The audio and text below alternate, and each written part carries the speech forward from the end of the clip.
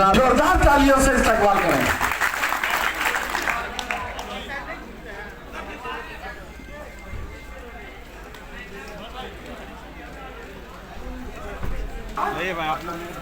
मैं शादाब हसन AIMIM जिला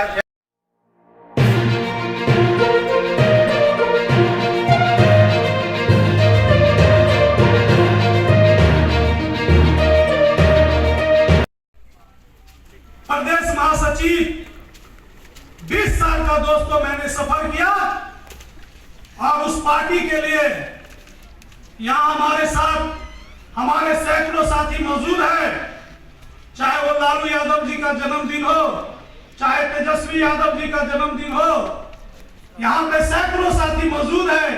सभी लोगों के साथ मैं अपना शरीर का खून देने का काम किया और ब्लड देने का काम किया। दोस्तों आज पार्टी के अंदर ऐसा हालात बना, जो लोग दरभंगा जिला का ही, हमारे पंचायत का ही, उस पंचायत का मैं मुखिया था और वो उस पार्टी का जो सुप्रीमो है, उसका हनुमान कहलाने वाला ने मुझे पार्टी से निकालने का काम किया, जबकि मैं पार्टी के लिए ईमानदारी से 20 साल तक काम किया और कोई दाग नहीं लगा। दिन रात सुबह शाम बिहार का मुख्यमंत्री तेजस्वी यादव कैसे हो, ये मैं दोस्तों काम किया। लेकिन चलिए कोई बात नहीं, मैं पटना अपने प्रदेश अध्यक्ष जनाब अख्तरुल इमान साहब से मुलाकात करने के लिए गए और मैं मुलाकात किया। मैं बोला कि आपको मैं दरभंगा में बड़ा प्रोग्राम कराऊंगा और मैं सदस्यता लूंगा। मैं शुक्रिया अदा करता हूं, शुक्रगुजार हूं अख्तरुल इमान साहब का। उन्होंने 5 मिनट का वक्त नहीं दिया। उन्होंने मुझे बताया कि कलाम साहब मैं आपको जानता हूं, आप आज ही पार्टी का सदस्यता लीजिए और दरभंगा में आप ऐतिहासिक प्रोग्राम करके आपको मैं लेकर देने का काम करूंगा। मैं बहुत बहुत धन्यवाद देता हूं अपने नेता को। दोस्तों पासवान जी, बबन पासवान जी, जिन लोगों को सदस्यता ग्रहण करनी है वो आज ग्रहण कर ले। आज यहाँ मेंबर माननीय प्रदेश अध्यक्ष अमौर से विधायक, लोकप्रिय विधायक जनाब अख्तरुल इमान साहब, युवा के अध्यक्ष और जन जन के नेता आदिल हसन साहब, मोतिहारी से चलकर आए मोतिहारी जिला के संयोजक अकरम सिद्दीकी साहब और इस सभागार में मौजूद मेरे तमाम क्रांतिकारी साथी, आप तमाम लोगों को मैं इस मंच के माध्यम से हृदय की गहराइयों से आप तमाम लोगों का नमन, वंदन और अभिनंदन करता हूं। एक बात कहता हूं कि आज जो बिहार की वर्तमान हालत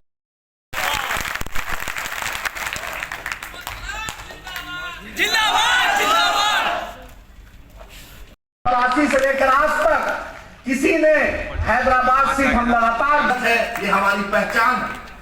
जब भी आप बताइए हिंदुस्तान में जब भी मुसलमानों पर, दलितों पर, मजलूमों पर, किसी पर भी जुल्म होता है, अगर सबसे पहली आवाज उठती है उस मर्द मुजाहिद का नाम बैरिस्टर असदुद्दीन ओवैसी साहब। ये क़यादत है। आप जाकर देखिए तेलंगाना में, Telangana state minority residential public school है, 1,35,000 बच्चे लगभग पढ़ते हैं। उसमें 80 से 85 हजार मुसलमानों के बच्चे पढ़ते हैं, गरीब मुसलमानों के, जो रिक्शा चलाता है, बंडी का दुकान है, जो बेचारा बीपीएल कैटेगरी में आता है, और उसमें ओबीसी, एससी, एसटी कम्युनिटी के बच्चे पढ़ते हैं। वाहिद हिंदुस्तान में एक शहर, एक तेलंगाना, एक रियासत है जहां पर अकबर ओवैसी साहब की नुमाइंदगी पर और बैरिस्टर असदुद्दीन ओवैसी साहब की नुमाइंदगी पे, एमआईएम की नुमाइंदगी में वो बच्चे फ्री पढ़ते हैं। यही हमारी क़यादत है, इसीलिए हम आपके बीच आए हैं। सीमांचल में आपने देखा, कल तक लोग सीमांचल जिस तरीके से बैरिस्टर असदुद्दीन ओवैसी साहब ने सीमांचल की वकालत की, आज पटना की सरकार को भी इस बात का एहसास है कि एक मर्द मुजाहिद सीमांचल में बैठा है, उसका नाम अख्तर उल ईमान है और वो MIM का सदर है। वो पूरे बिहार में मजलूमों की आवाज बना है और बनता रहेगा और कारवां को बढ़ाते रहेगा। आप खुद देख लीजिए, नीतीश जी कितना बार फोन करते हैं, 4 बिक गए मीर जाफर, मीर सादिक, जयचंद, लेकिन आपका ईमान अख्तर उल ईमान आपके साथ है, यही हमारी पहचान है। 4 बिक गए, नीतीश जी ने कितना प्रेशर दिया, कितना फोन किया, आ जाइए मंत्री बन जाइए, लेकिन जिसने कहा मैं जूतियों की नोक पे मंत्रालय लगता हूं, उसका नाम अख्तर उल ईमान है। वो आपके बीच, आप जाकर पूछे तेजस्वी यादव से, कलाम भाई जानते हैं, तेजस्वी यादव ने 10 बार कहा कि अख्तर भाई आ जाइए, अख्तर जी आ जाइए, मैं तो आपके कंधों पर राजनीति सीखा है। उन्होंने नहीं, उन्होंने कहा बहुत हो गया तेजस्वी जी, अब सीमांचल को भी एक आवाज चाहिए और बिहार के मजलूमों को, मुसलमानों को, हर को एक आवाज चाहिए जो MIM की सरपरस्ती में हो रही है। और आज आपके बीच अख्तर उल ईमान साहब, हम बड़ी राजनीति, हम आपके बीच इसलिए आए हैं, बड़े सावधानी से बोलते हैं। लोग बोलता है क्यों मुसलमानों की बात करते हैं, क्यों फजले हक खैराबादी से लेकर आप टिपू सुल्तान की कुर्बानी 1947 में बहादुर, उससे पहले बहादुर शाह जफर के दोनों बेटे को गर्दन काट के अंग्रेजों ने लाकर दे दिया, लेकिन हमने हुब्बुल वतनी चुना और हमने हिंदुस्तान जिंदाबाद के नारे दिए, हमने सारे जहां से अच्छा लिखा, हमने सरफरोशी की तमन्ना लिखा। और आज भाजपा बोलती है कि तुम यहां चले जाओ, वहां चले जाओ। हम इस देश के हैं, जिंदा भी इसी देश में हुए हैं और मरेंगे भी इसी मिट्टी में हुए मरेंगे, क्योंकि ये हमारी सरजमी है। हमारे बाप दादा को 1947 में बोला गया था, ऑप्शन था कि आप पाकिस्तान जाइए या हिंदुस्तान जाइए। हमने इस मिट्टी को चुमा, हमने इस मिट्टी को सस्ता किया, उसी की पहचान है हमारी, में उसी की वकालत बंदी से इत्तेहादुल मुस्लिमीन कर रही है। जब भी हिंदुस्तान को जरूरत पड़ा, हमने टैंक के नीचे अपने आप को रख दिया, लेकिन देश की सरहदों पे जब भी जरूरत पड़ेगा, आखिरी नस्ल को बोल कर जाएंगे कि हिंदुस्तान के लिए तुम लड़ते रहना, ये तुम्हारा वतन है, ये हमारा वतन है, ये मिलकर इस वतन को कामयाब और बुलंदी पे ले जाना है, ये हमारा फर्ज है। इसीलिए मजलिस इत्तेहादुल मुस्लिमीन आपके बीच है। मैं जलाल भाई का भी इस्तकबाल करता हूं, क्योंकि घर में ऑपरेशन है, लेकिन तब भी जलाल भाई आए, मैं दिल से इनका इस्तकबाल, मेरे जिला के सचिव है जलाल साहब का भी इस्तकबाल है। दोस्तों आप समझिए, 1990 से पहले लालू जी से पूछिए, यादव बिरादरी के लोग हैं, आप पूछिए आप कहां थे, पॉलिटिकल क्या आपकी हैसियत थी, कुछ नहीं थी। लालू जी ने आए, अपने बिरादरी की बात की, अच्छी बात है। आज बड़ा बड़ा टेंडर हर लोग लेता है, उसमें यादव कम्युनिटी के लोग लेते हैं, अच्छी बात है।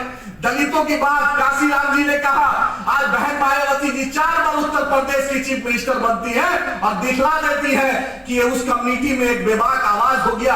आज उस कम्युनिटी का चाहे कुछ भी हो जाए, उनके लोग उनके साथ। आप खुद बोलिए, जब बिहार में सन ऑफ मल्ला की जगह हो सकती है, सन ऑफ कुशवाहा की जगह हो सकती है, सन ऑफ मांझी की जगह हो सकती है, सन ऑफ पासवान की जगह हो सकती है, लेकिन हमें सन ऑफ सीमांचल की जगह नहीं दिखती है, हमें सन ऑफ मुसलमानों की जगह नहीं मिलती है, हमें हिस्सेदारी नहीं मिलती है। इसलिए हम अपनी लड़ाई लड़ने यहाँ पर आए, हम अपनी लड़ाई लड़ने आए हैं।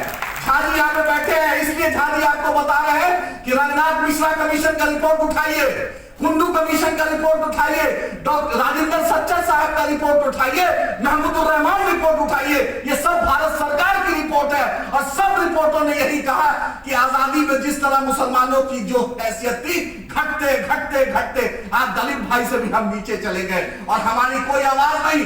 कभी लालू जी अफ्तार पार्टी देते हैं, लालू जी से पूछना चाहते हैं, सामाजिक न्याय का पाठशाला सिर्फ आप अपने सबके लिए आपने किया था, कलाम साहब पढ़ ले, आदिल साहब पढ़ ले, शदाब साहब पढ़ ले, लेकिन अपने बेटे को उस पाठशाला में आपने कभी नहीं भेजा। बिहार शरीफ में मदरसा अजीजिया जल गया, 4500 से ऊपर किताबें जल गई, लेकिन वक्त के मुख्यमंत्री नीतीश जी को भी फुर्सत नहीं हुई और जो सामाजिक न्याय की योद्धा की बात लालू जी करते हैं, उनके बेटा को भी फुर्सत नहीं हुई कि जाकर मलहम लगाए। लेकिन कोई गया, उस शख्स का नाम अख्तर उल ईमान है, अख्तर उल ईमान है, अख्तर उल ईमान। आप जाकर देखिए सीमांचल में अलीगढ़ मुस्लिम यूनिवर्सिटी का कोई मुद्दा 10 साल हो गया, 1 रुपया ये भाजपा सरकार नहीं देती है और हम पर इल्जाम लगाते हैं नीतीश जी बी टीम, सी टीम, डी टीम। अरे 17 साल उस पालना में पले बड़े दूध पिए, उसका नाम नीतीश कुमार है। पूरे बिहार में अगर RSS और राष्ट्रीय जनता दल के लोगों से बोलता हूं, जो शहाबुद्दीन साहब का नहीं हुआ ये राजद परिवार, ये लालू परिवार, वो आपका और हमका कैसे हो सकता है? जरा दिल पर हाथ रखिए। 1 साल होता है मरने में, शहाबुद्दीन साहब की बरसी बनती है, तेजस्वी यादव या राजद की तरफ से एक ट्वीट नहीं होता है। आप बतलाइए, नीतीश जी को उन्होंने कहा था परिस्थिति के मुख्यमंत्री, बतलाइए इसमें क्या बुराई? कोई मां बहन की गाली है? परिस्थिति के मुख्यमंत्री, ये सच्चाई है। नीतीश जी स्टूल पर चढ़कर भाजपा के मुख्यमंत्री बनते हैं, नीतीश जी स्टूल पर चढ़कर राजद के सपोर्ट से मुख्यमंत्री बने, अभी भी 43 MLA है, स्टूल पर चढ़कर मुख्यमंत्री बने। तो शहाबुद्दीन साहब ने परिस्थिति के मुख्यमंत्री कहा तो क्या गलत कहा था? बतलाइए, बदला उन्होंने कब का लिया? लेकिन ये राजद परिवार को एहसास नहीं था, ये लालू जी का परिवार, जब 2000 में सुंदर सिंह भंडारी गवर्नर साहब ने नीतीश जी को शपथ करवा दिया था, तो यही मरहूम शहाबुद्दीन साहब 17 इंडिपेंडेंट के साथ उस नीतीश सरकार को उन्होंने गिराया और राबड़ी जी को मुख्यमंत्री बनाया। उसका बदला नीतीश जी ने लिया कि सुप्रीम कोर्ट में गए और उस आदमी को जेल में मौत हो गई। यही है इसी परिवार की देन। हम बोलेंगे, हम क्यों नहीं बोलेंगे? 75 साल बोला गया, मत बोलो मत बोलो मत बोलो, अपनी बात कब बोलेंगे? बतलाइए, आपसे यही हम पूछने आए। आज केरला में देखिए, सबसे ज्यादा लिटरेसी, सबसे ज्यादा तालीम, सबसे ज्यादा शिक्षा आज केरला में, वहां इंडियन यूनियन मुस्लिम लीग की एक आदत खड़ी हुई। यकीनन MIM बहुत ही पूर्ण उम्मीद है, और MIM पूर्ण उम्मीद इसलिए है कि रेगिस्तान में अगर किसी को कोई चश्मा मिल जाए, है ना, वहाँ पर कोई चमन दिखे तो जो खुशी होगी, बाज को आगोश में औलाद हो जाए जो खुशी मिलती है, वही खुशी है MIM को कि यहाँ पर जो मिथिला की बहादुरों की धरती है, वहाँ पर भी मिथिला की नाइंसाफ़ी के खिलाफ, गरीबों दलितों की नाइंसाफ़ी के खिलाफ, देश में बैठे हुए तानाशाह और बिहार में बैठे हुए नाइंसाफ़ हुकूमत के खिलाफ लोगों में एक बड़ी बेचैनी है, और इंसाफ की बात क्योंकि MIM करती है, इसलिए इन तमाम और लोगों की उम्मीदें हमसे जुड़ी हैं, हम इनको साधुवाद देते हैं। सर, आपने दरभंगा से मिथिला के लाल को चुन लिया है, मोहम्मद कलाम को, जो एक फायर ब्रांड नेता ही नहीं, ज़मीन पे काम करने वाला नेता है। इनसे कितनी उम्मीद है? ज़मीन पर काम करने वाले लोग ही MIM में आते हैं, और MIM ऐसे ही लोगों को गले लगाती है, तो इसलिए समझिए कि वो कीमती हीरा था जिसको MIM ने चुन लिया। सर, असदुद्दीन ओवैसी साहब चाहे स्ट्रीम मीडिया के स्टूडियो में हो, चाहे सड़कों में हो, चाहे सदन में हो, डेटा पे बात करते हैं और सरकार को घेरने की बात करते हैं और नाइंसाफ़ियों की बात करते हैं, चाहे किसी के साथ हो। बावजूद उसके असदुद्दीन ओवैसी साहब को बीजेपी का बी टीम कहा जाता है। इसके पीछे राजनीति क्या है? देखिए, जिन लोगों ने मुसलमानों के वोटों को रखेल बना के रखा, आज वही लोग चाहते हैं कि असदुद्दीन ओवैसी साहब की पार्टी आगे नहीं बढ़े। जो लोग इंसाफ पसंद लोग हैं वो चाहते हैं कि पार्टी आगे बढ़े, ये चाहते हैं कि मुसलमानों को कहाड़ बना के रखें, डोली पर बैठने नहीं दें, तो उनका ज़माना गया है। और ये बात कौन लोग करते हैं? जिन लोगों ने मुसलमानों का वोट लिया और मुसलमानों का शोषण किया। इसलिए हम कहते हैं कि प्रेस के माध्यम से भी कोई माई का लाल है तो साबित कर दे। गली कूचों में बोलने वालों की परवाह मत कीजिए।